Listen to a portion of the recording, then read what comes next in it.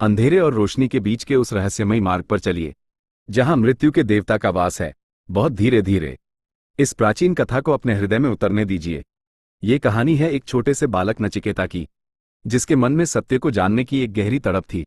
उसके पिता ऋषि वाजश्रवा एक बहुत बड़ा यज्ञ कर रहे थे, लेकिन नचिकेता ने देखा कि उसके पिता दान में ऐसी गायें दे रहे हैं जो बूढ़ी हैं, बीमार हैं और अब किसी काम की नहीं हैं। नचिकेता को लगा कि यह तो छल है, ये तो दिखावा है। उस छोटे से बालक ने अपनी सरलता में पिता से पूछा, पिताजी, आप मुझे किसे दान में देंगे? पिता ने पहले तो अनसुना किया, लेकिन जब नचिकेता ने बार बार यही प्रश्न किया तो पिता ने क्रोध में आकर कह दिया, मैं तुझे मृत्यु को दान देता हूं। नचिकेता डरा नहीं। वो शांत मन से पिता के वचनों को पूरा करने के लिए सीधा यमराज के द्वार की ओर चल पड़ा। वो मृत्यु के लोक जा पहुंचा। वहां यमराज मौजूद नहीं थे। वो बालक 3 दिनों और 3 रातों तक बिना अन्न जल के यमराज के द्वार पर प्रतीक्षा करता रहा, भूखा प्यासा लेकिन अटल। जब यमराज वापस आए तो उन्होंने देखा कि एक छोटा सा ब्राह्मण बालक उनके द्वार पर अतिथि बनकर भूखा बैठा है। उन्हें बहुत दुख हुआ। उन्होंने नचिकेता से कहा, हे बालक, तुमने 3 रातें मेरे द्वार पर बिना भोजन के बिताई हैं, इसलिए तुम मुझसे 3 वरदान मांग लो। नचिकेता ने पहले वरदान में अपने पिता की शांति और उनका प्रेम मांगा। दूसरे वरदान में उसने स्वर्ग की अग्नि विद्या के बारे में जाना। लेकिन असली रहस्य तो तीसरे वरदान में छिपा था। नचिकेता ने बहुत धीरे से यमराज की आंखों में झांककर पूछा, प्रभु, जब इंसान मर जाता है तो उसके बाद क्या होता है?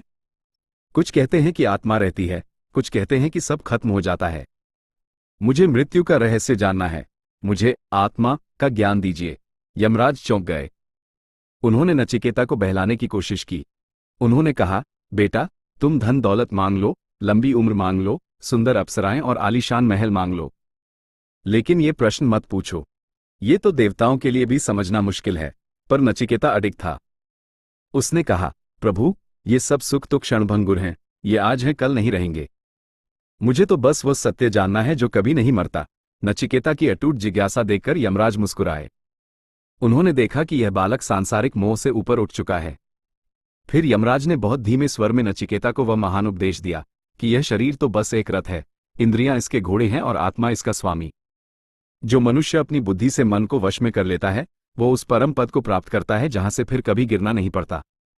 उन्होंने बताया कि आत्मा न कभी जन्म लेती है और न कभी मरती है। यह अजर है, अमर है और शाश्वत है।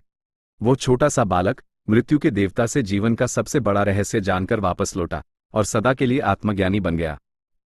ये कथा हमें सिखाती है कि सत्य को पाने के लिए उम्र नहीं, बल्कि संकल्प और वैराग्य की आवश्यकता होती है।